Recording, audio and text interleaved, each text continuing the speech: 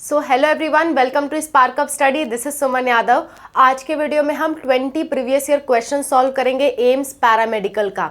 AIIMS paramedical के जितने भी क्वेश्चंस हैं प्रीवियस ईयर क्वेश्चंस, वो सारे के सारे हम सॉल्व करेंगे। लगभग 100 क्वेश्चन मैं आपको सॉल्व कराऊंगी, उससे ज़्यादा भी करने की कोशिश करेंगे, लेकिन मिनिमम 100 तो मैं आपको सॉल्व कराऊंगी ही कराऊंगी।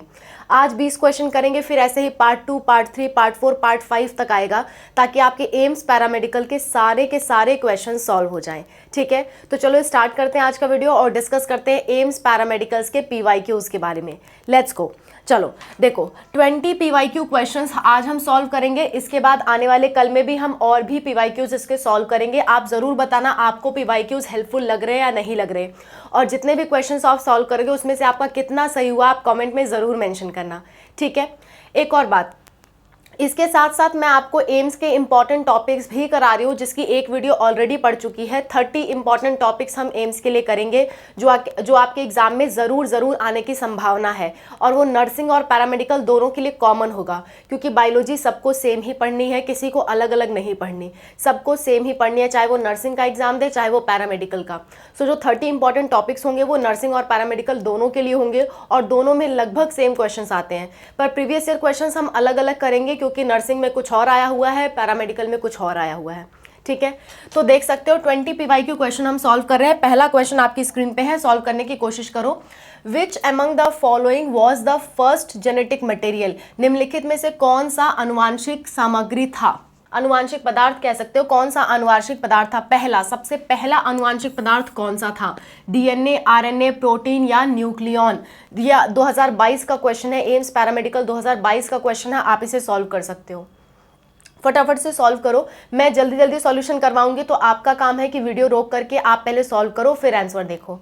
ठीक है, सो आपको ये याद करने वाली बात है। मैं आपको एक्सप्लेनेशन के साथ भी बताते जाऊंगी, लेकिन ये फिलहाल एक्सप्लेनेशन वाला क्वेश्चन नहीं है, थोड़ा सा फिर भी मैं एक्सप्लेन करूंगी, और जितने भी आपके एक्सप्लेनेशन वाले पार्ट होंगे साथ साथ में हम कवर करेंगे। हिंदी इंग्लिश दोनों में हम कवर कर रहे हैं।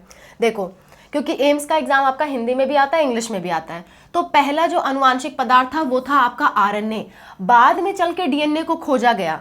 शुरुआत में अनुवांशिक पदार्थ कौन था? RNA था, बाद में चल के DNA को खोजा गया, और बाद में चल के कहा गया कि नहीं RNA नहीं, DNA हमारा जेनेटिक मटेरियल होता है हमारे अंदर। लेकिन शुरुआत में पहला जो जेनेटिक मटेरियल खोजा गया था वो था आपका RNA। ठीक है, ये बात आपको याद रहे। अगला question, Mendel selected pea as a material of his experiment because? Mendel ने पी को, यानी कि मटर के दाने को अपना मतलब एक्सपेरिमेंट के लिए मटेरियल क्यों चूज किया? मतलब मटर ही क्यों? बहुत सारे पेड़ पौधे हैं, तो और कुछ क्यों नहीं, मटर क्यों चुना? इसके लिए ऑप्शंस दिए गए हैं, ऑप्शंस आप सॉल्व करने की कोशिश करो। मैं इंग्लिश के भी ऑप्शन आपको दिखा देती हूँ, पर यहाँ पे आंसर है इसलिए मैं आंसर छुपा दे रही हूँ। चलो सॉल्व करो।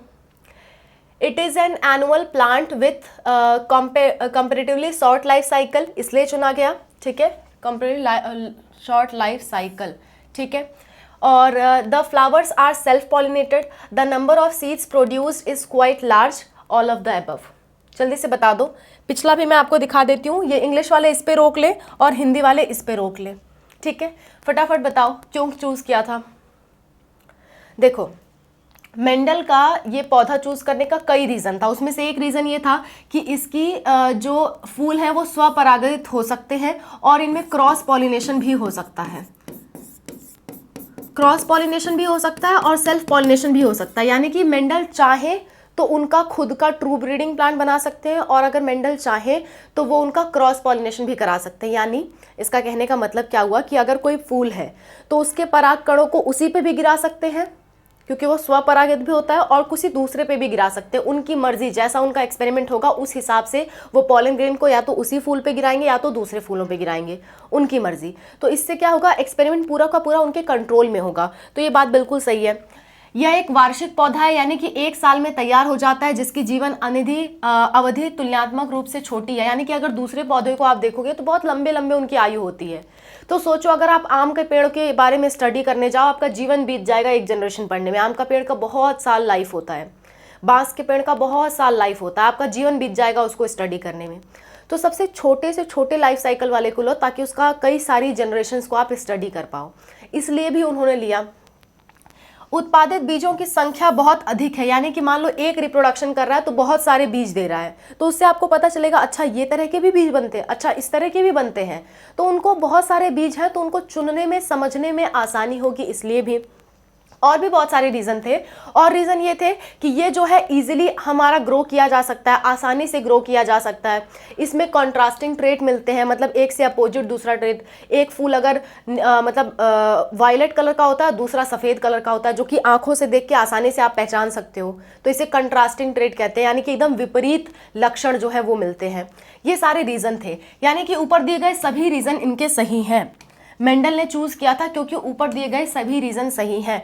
एनुअल प्लांट भी है, फ्लावर सेल्फ पॉलिनेटेड भी होते हैं, और लार्ज नंबर ऑफ सीड भी बनाते हैं। तो ये सारे रीजन थे जिसकी वजह से मेंडल ने पी प्लांट को अपना प्लांट चूज किया था जिसपे वो एक्सपेरिमेंट कर सकें। अगला क्वेश्चन आपके स्क्रीन पे, sweet potato is a modified क्या है वो? शकरकंद एक संशोधित क्या है? तना है, रूट है, राइजोम है, या टैप रूट है? जल्दी से बता दो क्या है। 2022 का क्वेश्चन है आपका। स्वीट पोटैटो एडवेंटिशियस रूट का मतलब मॉडिफिकेशन है, टैप रूट का है, या राइजोम का है? बहुत ही अच्छा सवाल। आंसर जाएगा एडवेंटिशियस रूट। आंसर क्या जाएगा आपका? Adventitious root. देखो होता क्या है, स्वीट पोटैटो का जो प्लांट होता है, मान लो ये पौधा है किसका? शकरकंद का। इसकी मुख्य जड़ यहाँ पे होती है, लेकिन इसकी कुछ और जड़ें भी निकलती हैं, और ये जड़ें क्या बनाते हैं? ये जड़ें आपके बनाती हैं स्वीट पोटैटो, जिसे आप शकरकंद कहते हो। स्वीट पोटैटो जिसे आप क्या कहते हो? शकरकंद कहते हो। किसको किसको अच्छा लगता है ज़रूर बताना, मुझे तो अच्छा लगता है ना। खासकर जो रेड वाली होती है वो ज़्यादा अच्छी लगती है। तो ये जो स्वीट पोटैटो है, ये शकरकंद जो है, ये आपके एडवेंटिशियस रूट से बनते हैं। फटाफट बताओ, अगर कैरट ठीक है, ये कौन सी स्पेलिंग लिखी है मैंने, एक मिनट। अगर कैरट के बारे में पूछूं या रेडिश के बारे में पूछूं, कैरट रेडिश, तो बता दो कौन सा ऑप्शन सही जाएगा। तो एक बार फिर से ऑप्शन देखो और बताओ कैरट और रेडिश के लिए कौन सा ऑप्शन सही जाएगा। कैरट और रेडिश जो होते हैं आपके, वीडियो पॉज करके एक बार कमेंट में आंसर करो, फिर आप सोचना। कैरट और रेडिश आपके टैप रूट में आते हैं, यानी कि गाजर और मूली। रेडिश, गाजर और मूली का पौधा देखोगे तो कुछ ऐसा नजर आएगा, ऐसा नजर आएगा, ऐसा नजर आएगा। तो ये गाजर का पौधा है, उसकी मुख्य रूट है, वही आपकी क्या होती है? टैप रूट होती है, और वही आपका गाजर बना देती है, मुख्य रूट ही। ऐसा नहीं है कि किनारे किनारे के रूट्स ने गाजर बनाया, नहीं। किनारे किनारे की जो जड़ें हैं उसने मूली बना दिया, नहीं। जो मुख्य उसकी रूट होती है, जो मेन रूट होती है, उसी को हम टैप रूट कहते हैं, और यही आपका क्या बनाती है? यही आपका बना देती है मतलब कैरट और रेडिश बना देती है, इसलिए टैप रूट का मॉडिफिकेशन है ये। राइजोम का मॉडिफिकेशन होता है आपका अदरक, जिसे आप जिंजर कहते हो, या हल्दी, टर्मरिक जिसे आप कहते हो, ये आपका राइजोम का मॉडिफिकेशन होता है। स्टेम का मॉडिफिकेशन होता है आपका पोटैटो, यानी कि आलू। ठीक है, सो आपको एग्जाम्पल्स भी याद रखने हैं, क्योंकि एम्स में कई बार बाहर से भी क्वेश्चन पूछे जाते हैं। एनसीईआरटी से तो आता ही आता है, पर कई बार बाहर से भी क्वेश्चन पूछे जाते हैं। ये पुरानी एनसीईआरटी का क्वेश्चन है। कई बार एम्स में देखा गया है कि 2-4 क्वेश्चन, 5 क्वेश्चन बाहर से भी पूछ लिया जाता है, तो उसके लिए भी हमें तैयारी करनी है। तो प्रीवियस ईयर क्वेश्चंस में वो सब चीज़ें भी हम इंक्लूड करेंगे। मुख्य फोकस, मेन फोकस हमारा एनसीईआरटी पे होगा, क्योंकि 95% क्वेश्चन तो वहीं से आने हैं, 5% क्वेश्चन बाहर से आने हैं। तो 5% के लिए हम थोड़ा बहुत पीवाईक्यू सॉल्व कर लेंगे, और बाकी हमारा मेन फोकस 95% पे रहेगा। ठीक है, चलो, तो ये कुछ बातें हैं। अगला क्वेश्चन पे आ जाते हैं हम। नेक्स्ट क्वेश्चन है, without green house effect the average temperature of earth surface would have been, यानी कि अगर ग्रीन हाउस प्रभाव नहीं होता तो पृथ्वी का टेम्परेचर कितना होता? बता दो जल्दी से। 2022 का क्वेश्चन है आपका।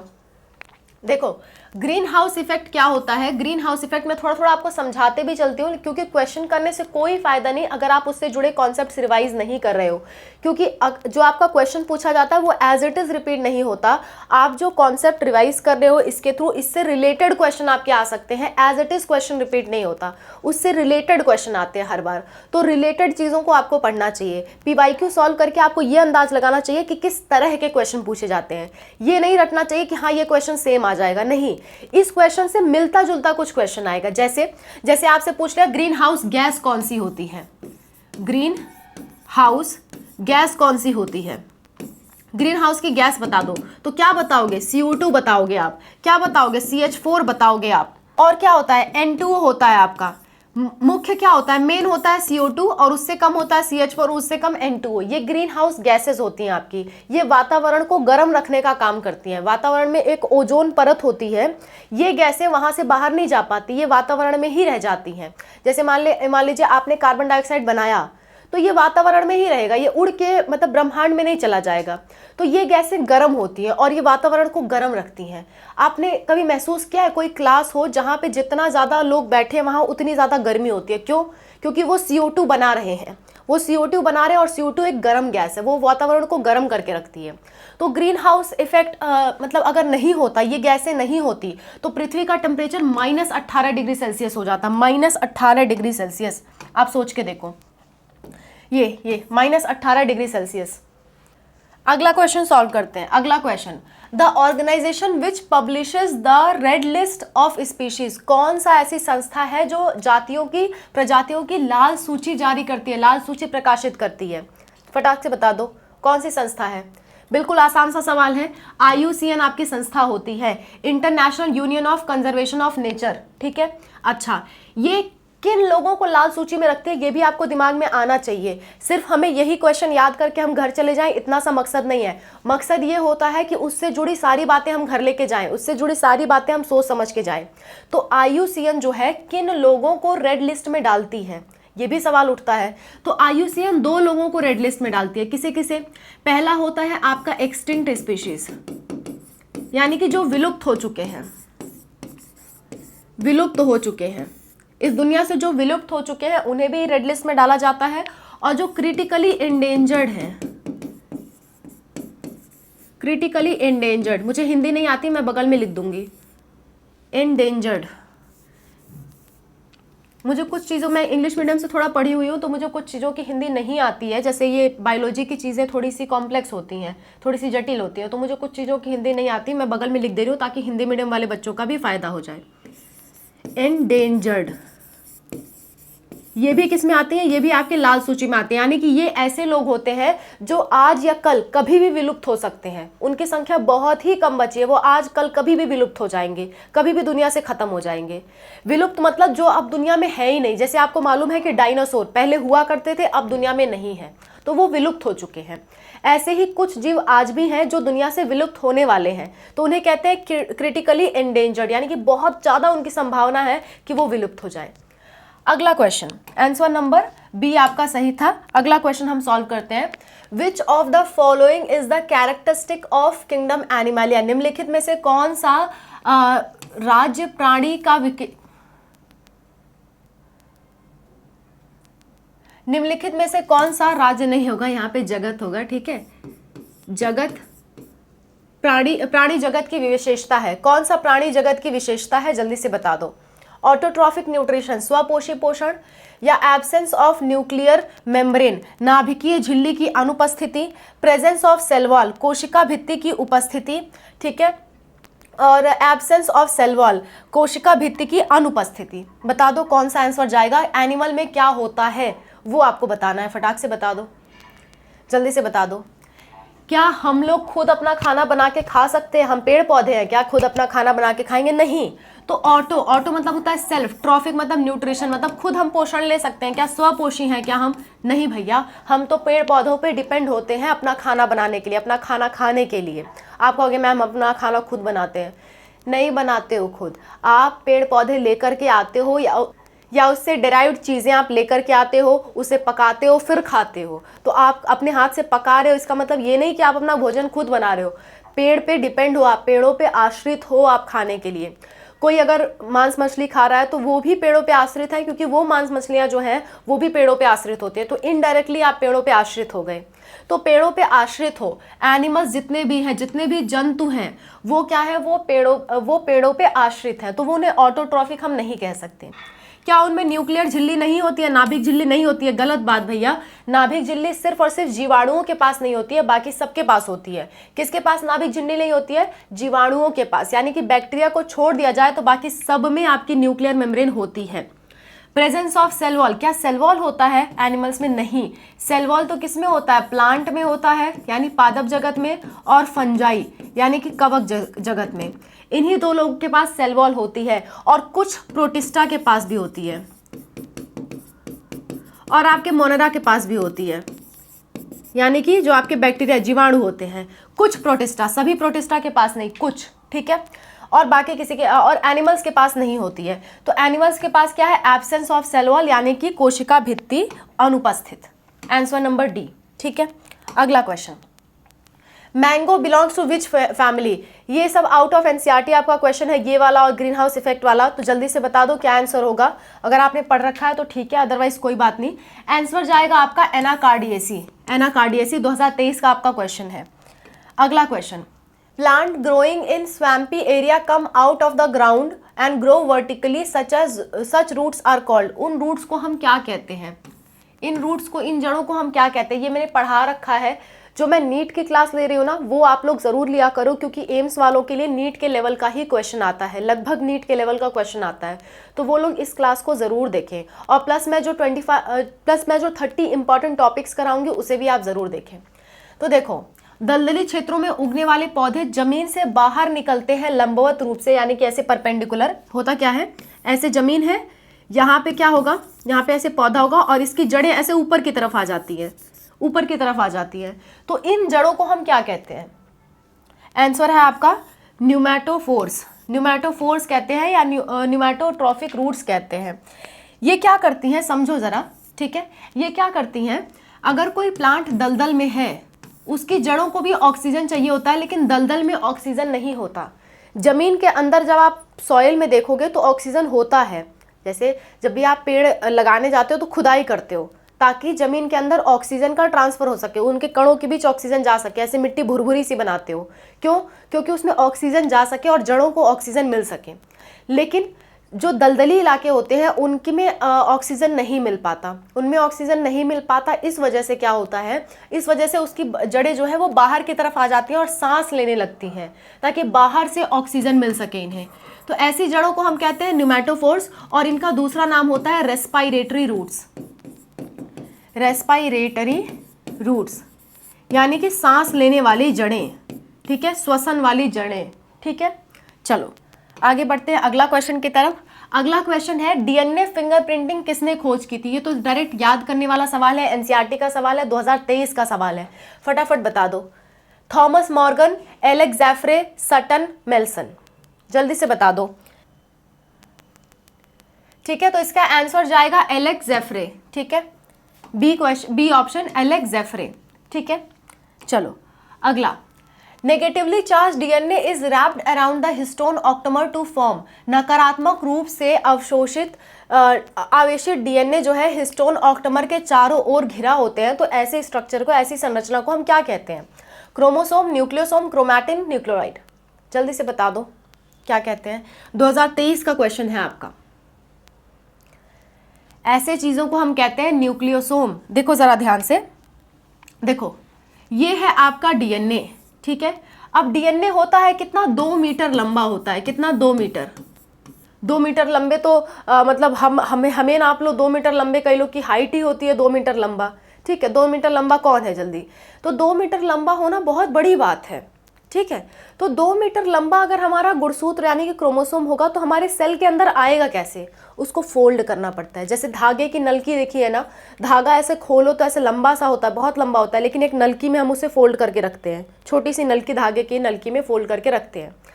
तो उसी तरह से इसको भी फोल्ड करके रखा जाता है, इसको भी मोड़ ओढ़ के रखा जाता है, ठीक है। तो इसको मोड़ा जाता है, पहला मोड़ा जाता है, जैसे मान लो ये हिस्टोन है तो इसके ऊपर ऐसे ऐसे मोड़ा जाता है इसको। तो ये पूरा स्ट्रक्चर, इस पूरे स्ट्रक्चर को हम कह देते हैं न्यूक्लियोसोम।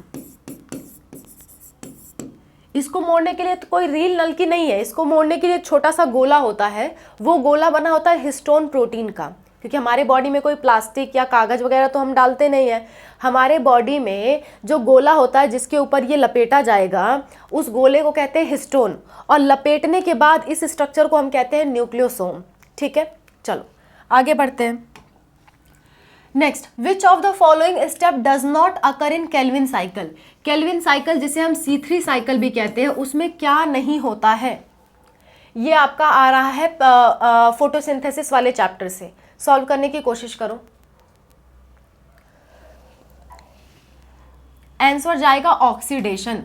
देखो क्या क्या स्टेप्स होती हैं, केल्विन साइकिल जो होता है उसमें ऐसे कुछ स्टेप्स चलती हैं और यहाँ पे आपका एडिशन होता है CO2 का, एडिशन होता है आपका CO2 का, और CO2 के एडिशन को हम कहते हैं कार्बोक्सिलेशन, कार्बोक्सिलेशन, ठीक है। उसके बाद यहाँ पे होता है आपका रिडक्शन, क्योंकि कार्बन में ऑक्सीजन जुड़ता है और क्या बनता है, ग्लूकोज बनता है, सॉरी कार्बन में हाइड्रोजन जुड़ता है। देखो ग्लूकोज का फॉर्मूला होता है C6H12O6 और यहाँ हम क्या ले रहे हैं, कार्बन डाइऑक्साइड ले रहे हैं, क्या था CO2, और इसमें हमने बीच में क्या घुसाया है, हाइड्रोजन। देखो C और O एज इट इज है, लेकिन बीच में क्या घुसा दिया, हाइड्रोजन घुसा दिया, बीच में हाइड्रोजन। हाइड्रोजन का जुड़ना जो होता है उसे हम कहते हैं रिडक्शन। जब भी हाइड्रोजन कहीं जुड़ता है तो उसे हम कहते हैं रिडक्शन, इसीलिए क्योंकि यहाँ हाइड्रोजन जुड़ रहा है, यहाँ ग्लूकोज बन रहा है, इसलिए इसको रिडक्शन कहते हैं। और लास्ट में होता है रीजेनरेशन। क्या होता है, रीजेनरेशन। तो ये 3 स्टेप होती है केल्विन साइकिल में, जिसे हम C3 साइकिल कहते हैं। जब मैं आपको फोटोसिंथेसिस पढ़ाऊंगी ना तो उसमें ध्यान रखिएगा। अभी फिलहाल के लिए इतना याद रखिए कि जब ग्लूकोज बनता है तो क्या होता है, रिडक्शन, और 3 स्टेप होते हैं केल्विन साइकिल में, कार्बोक्सिलेशन पहला स्टेप, फिर होता है रिडक्शन, फिर होता है तीसरा स्टेप रीजनरेशन। ठीक है, आगे बढ़ते हैं। इन C4 plant the primary CO2 acceptor, ठीक है, कौन है? C4 पौधों में प्राइमरी CO2 स्वीकार कौन करता है, फटाफट बता दो। फॉस्फोइनॉल पाइरुवेट, जिसको शॉर्ट में पेप कहते हैं, या फिर आपका 3-फॉस्फोग्लिसरिक एसिड, जिसे शॉर्ट में 3-PGA कहते हैं, या आपका रुबिस्को, या आपका ऑक्सैलोएसिटिक एसिड, जिसे साथ में शॉर्ट में हम OAA कहते हैं। फटाफट बता दो। वीडियो पॉज करो, खुद आंसर सोचो, उसके बाद वीडियो प्ले करो। इसका आंसर जाएगा आपका फॉस्फोइनॉल पाइरुवेट। क्या आंसर जाएगा, फॉस्फोइनॉल पाइरुवेट। ध्यान रखने वाली बात है, C4 में कौन एक्सेप्ट करता है CO2, पेप, और C3 में कौन CO2 एक्सेप्ट करता है, वो करता है आपका RUBP, यानी कि राइबुलोज 1,5-बिसफॉस्फेट। और अगर ये पूछा जाए कि C4 में पहला स्टेबल प्रोडक्ट कौन सा बनता है, फर्स्ट प्रोडक्ट कौन सा बनता है, फर्स्ट प्रोडक्ट, तो ये बनता है OAA, यानी कि ऑक्सैलोएसिटिक एसिड। और ये कौन सा बनता है, ये फर्स्ट प्रोडक्ट इसका क्या होगा, इसका फर्स्ट प्रोडक्ट होगा 3-PGA। ये भी चीज़ें आप याद रखना, कई बार इससे सवाल पूछा गया है, ये भी आपको याद रखना ज़रूरी है, तो आप लोग ये भी याद रखोगे। अगला question, plant show different types of leaf shape in and sizes due to the influence of environment, यानी कि पौधे विभिन्न प्रकार की पत्तियों का आकार दिखाते हैं अगर उनका वातावरण बदल दिया जाए। क्यों, ऐसा क्यों होता है? ये आपका 2024 का क्वेश्चन है, यानी कि पिछले साल का क्वेश्चन है। अच्छा क्वेश्चन है, नीट में भी एक बार ये क्वेश्चन आया हुआ था। सॉल्व करने की कोशिश करो। इसे कहते हैं हम प्लास्टिसिटी। इसे क्या कहते हैं हम, प्लास्टिसिटी कहते हैं। एक और बात, आप लोग जब प्रीवियस ईयर क्वेश्चन सॉल्व कर रहे हो ना, और आप एम्स में, अच्छे एम्स में सीट पाना चाहते हो, तो आपको नीट का और सीनेट का और ऐसे ही अदर नर्सिंग एग्जाम और पैरामेडिकल एग्जाम का प्रीवियस ईयर क्वेश्चन सॉल्व करना चाहिए।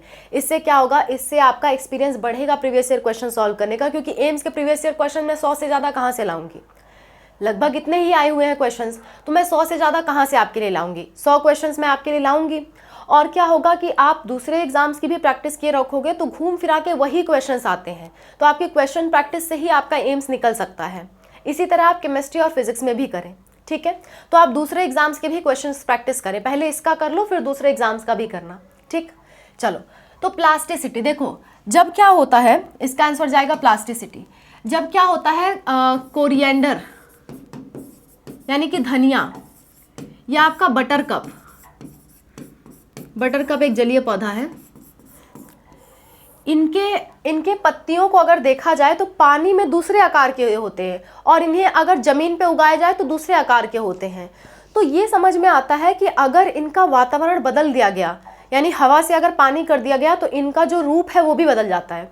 सो जब भी पौधे वातावरण को देख के अपना रूप बदल दें, तो इस चीज़ को हम कहते हैं प्लास्टिसिटी, यानी कि वो प्लास्टिक है, अपना रूप बदल सकते हैं, ठीक है। चलो अगला, which factor is not responsible for biodiversity loss, जैव विविधता के नुकसान के लिए कौन सा कारक जिम्मेदार नहीं है? फटाफट बता दो। Invasion of alien species, alien प्रजातियों का आक्रमण, ओवर एक्सप्लॉयटेशन यानी अत्यधिक शोषण, हैबिटेट लॉस एंड फ्रैगमेंटेशन यानी आवासों का नुकसान और टुकड़े टुकड़े होना, बायोडाइवर्सिटी रिजर्व यानी जैव विविधता आरक्षित। जल्दी से बता दो। देखो, कोई भी एलियन स्पीशीज, एलियन कहने का मतलब ऐसा नहीं है कि दूसरे ग्रह से आएगा, ऐसा कहने का मतलब है कि जो स्पीशीज वहां नहीं रहती थी पर आ गई। जैसे मान लो कि कोई एक स्पीशीज है जो यहाँ नहीं पाई जाती और वो विदेशों से यहाँ ला दी गई, तो उसका इम्पैक्ट हो सकता है वो स्पीशीज बहुत तेज़ी से यहाँ विकास करे, बहुत तेज़ी से बढ़े और जिसकी वजह से बाकी लोगों को नुकसान हो। तो ऐसे केस में क्या हो सकता है, बायोडाइवर्सिटी लॉस हो सकती है, जो जैव विविधता है वो खत्म हो सकती है। तो बिल्कुल सही बात है, यहाँ से क्या होगा, यहाँ से आपका जैव विविधता खत्म होगी। लेकिन पूछ रहा है नॉट रिस्पॉन्सिबल। ओवर एक्सप्लॉयटेशन यानी अत्यधिक शोषण किसी चीज़ का करोगे तो खत्म होगा, ये भी आपकी सही बात है, लेकिन पूछा है नॉट। हैबिटेट लॉस यानी कि अगर घर ही उजाड़ दोगे किसी का तो वो कहाँ से जिएगा, ये भी आपका सही बात है, ये बायोडाइवर्सिटी लॉस करवा देगा, लेकिन पूछा है नॉट। यहाँ पे लिखा है बायोडाइवर्सिटी रिजर्व, क्या जीवों को अगर संरक्षित रखा जाए तो उनका लॉस होगा, उनमें कमी आ जाएगी? जीवों को अगर संरक्षित रखा जाए तो उनमें कमी नहीं आती। बायोडाइवर्सिटी रिजर्व बचाने के लिए होता है, ना कि नुकसान पहुंचाने के लिए। ठीक है, चलो ये क्वेश्चन, ये आंसर आपका सही जाएगा। अगला, अगला, which of the following factor effect the activity of enzyme, कौन है जो एक्टिविटी ऑफ एंजाइम को प्रभावित करता है? 2024 का क्वेश्चन है, अच्छा क्वेश्चन है, फटाफट बता दो। मॉइस्चर यानी कि आर्द्रता, टेम्परेचर, पीएच एंड टेम्परेचर। जो एंजाइम है उसके फंक्शन को कौन इफेक्ट करता है, फटाफट बताओ। देखो, किसी भी एंजाइम को इफेक्ट करने वाला पीएच और टेम्परेचर दोनों होता है। अगर आप पीएच बदल दो, अपने शरीर का टेम्परेचर बदल दो, आपका शरीर कुछ और तरह से रिएक्शन करने लग जाएगा। इसलिए पीएच एंड टेम्परेचर दोनों ही ज़रूरी होता है किसी एंजाइम को काम करने के लिए। ठीक है, चलो अगला, enzyme that helps in clot dissolution, रक्त के थक्के को घोलने में मदद करने के लिए कौन सा एंजाइम होता है? मैंने जब आपको माइक्रोब्स इन ह्यूमन वेलफेयर पढ़ाया था, वो सारी वीडियोस आप जाके देखो, उसमें मैंने ये चीज़ बता रखी है, उसी चैप्टर से क्वेश्चन है। साइक्लोस्पोरिन, देखो 2024 का क्वेश्चन है। साइक्लोस्पोरिन नहीं बाबा, ये तो क्या करता है, ये आपका ऑर्गन ट्रांसप्लांटेशन करने के बाद इम्यूनोसप्रेसिव ड्रग की तरह काम करता है, यानी इम्यून सिस्टम को कमज़ोर करने के काम आता है, ताकि आपका जो ऑर्गन ट्रांसप्लांटेशन हुआ है वो आपकी बॉडी एक्सेप्ट कर ले। ठीक है, पेक्टिनेस नहीं बाबा, स्ट्रेप्टोकाइनेस बिल्कुल सही बात, स्ट्रेप्टोकाइनेस ही होता है जो आपका क्लॉट बर्स्ट करने का काम करता है। आप कमेंट में लिख के ज़रूर बताना स्ट्रेप्टोकाइनेस हमें किससे मिलता है, ये आपका काम है, आप लिख के बताओगे। प्रोटियोस तो प्रोटीन को तोड़ने का काम करता है, तो ये हमारा ऑप्शन सही जाएगा। अगला क्वेश्चन, अमीनो सिंथेसिस क्या होती है? देखो, होना ये चाहिए, मुझे लगता है ये क्वेश्चन कुछ मिसटाइप हो गया है। अमीनो सिंथेसिस में क्या किया जाता है? आप ऐसे समझो, अमीनो सिंथेसिस में क्या चीज़ें हम चेक कर सकते हैं, क्वेश्चन ऐसा कुछ है, आप इसको सॉल्व करने की कोशिश करो। क्रोमोसोमल एबनॉर्मेलिटी, जॉन्डिस, हीमोफीलिया या ए एंड बी बोथ?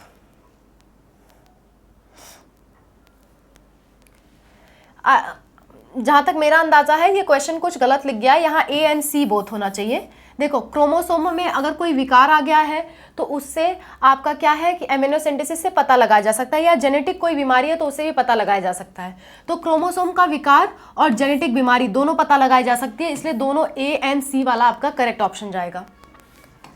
ठीक है, चलो, व्हाट इज टेक्सोनॉमी? टेक्सोनॉमी क्या है? आइडेंटिफिकेशन है, नोमेनक्लेचर है या क्लासिफिकेशन है, या इनमें से सभी किया जाता है टेक्सोनॉमी में? चैप्टर नंबर 1 से क्वेश्चन है, 2024 का क्वेश्चन है आपका, इनमें से सभी आंसर जाएगा, इनमें से सभी, क्योंकि क्या है कि टेक्सोनॉमी में सब कुछ आता है। ठीक है, अगला, इसके लिए चैप्टर नंबर 1 आप देख सकते हो, मैंने लेक्चर बना के रखा है। अगला क्वेश्चन, फीमेल हेट्रोगैमेटी क्या है? फीमेल हेट्रोगैमेटी क्या है, जल्दी से बता दो। XX, XY, ZW, ZZ, XX, XO, none of this. ये जो है ना, ये आपके सेक्स डिटर्मिनेशन टॉपिक से लिया गया है, जो कि आपके जेनेटिक वाले चैप्टर में है, जो principles of inheritance and variation है ना, उस वाले चैप्टर में ये है। फटाफट से बता दो। आंसर होगा Z Z Z W Z Z. होता क्या है इसमें, जेड डब्ल्यू होती है आपकी फीमेल और जेड जेड क्या होता है, मेल होता है। जैसे हमारे अंदर क्या होता है, हमारे में क्या होता है, एक्स एक्स होती है फीमेल, यानी फीमेल का जो क्रोमोसोम होता है वो एक्स एक्स होता है और मेल का क्रोमोसोम एक्स वाई होता है। यानी कि मेल का क्रोमोसोम अलग अलग है, फीमेल का सेम सेम है। लेकिन चिड़ियों में, बर्ड्स में क्या होता है, मेल का सेम सेम होता है, फीमेल का अलग अलग होता है। ये किस में पाया जाता है, ये बर्ड्स में पाया जाता है, चिड़ियों में पाया जाता है, बर्ड्स। ठीक है, बात समझ में आई। आगे बढ़ते हैं, अगला क्वेश्चन। अगला क्वेश्चन और लास्ट क्वेश्चन आपका है, which type of antibody are present in colostrum. Colostrum मतलब होता है माँ का पहला दूध जो होता है, जो गाढ़ा होता है, उसमें कौन सी एंटीबॉडी पाई जाती है। फटाफट बता दो। ये अच्छा क्वेश्चन है, इसके सारे के हम काम याद करके जाएंगे। ठीक है, कोई भी पूछ सकता है कल को। 2024 का क्वेश्चन है फिर से ये, फटाफट बता दो। देखो इसका आंसर जाएगा IgA। IgA माँ के दूध से हमें मिलता है, माँ के दूध से जो एंटीबायोटिक मिलती है उसे हम IgA कहते हैं। और क्योंकि ये हमें मिल रही है, हमें बनाना नहीं पड़ रहा, इसलिए इसे पैसिव एंटीबॉडी भी कहा जाता है। पैसिव मतलब, पैसिव इम्यूनाइजेशन मतलब होता है जो हमें किसी दूसरे से मिल जाए, हमें खुद ना बनाना पड़े। ठीक है, अच्छा एक और सवाल, IgM जो है ये आपकी बॉडी में बनने वाली पहली एंटीबॉडी है जो इन्फेक्शन होने पे आपकी बॉडी में बनती है। तो ये क्या है, फर्स्ट एंटीबॉडी आफ्टर इन्फेक्शन। यानी अगर आपको इन्फेक्शन हो गया तो सबसे पहले जो एंटीबॉडी बनेगी वो यही वाली बनेगी। अगला IgG, ये मदर के प्लासेंटा से हमें मिल जाता है। जब माँ के पेट में हम होते हैं तभी ये हमें मिल जाता है, प्लासेंटा। जब माँ के पेट में हम होते हैं तभी ये हमें प्लासेंटा से एंटीबॉडी जो मिलती है उसे हम कहते हैं IgG। IgE क्या होता है, ये आपके एलर्जी में बनती है। अगर आपको किसी चीज़ की एलर्जी हो गई तो एलर्जी के टाइम ये एंटीबॉडी जो है वो बनती है। तो आपका आंसर क्या जाएगा, IgA, जो कि कोलेस्ट्रम यानी कि माँ के दूध से मिलती है हमें। तो IgA आपका करेक्ट ऑप्शन था।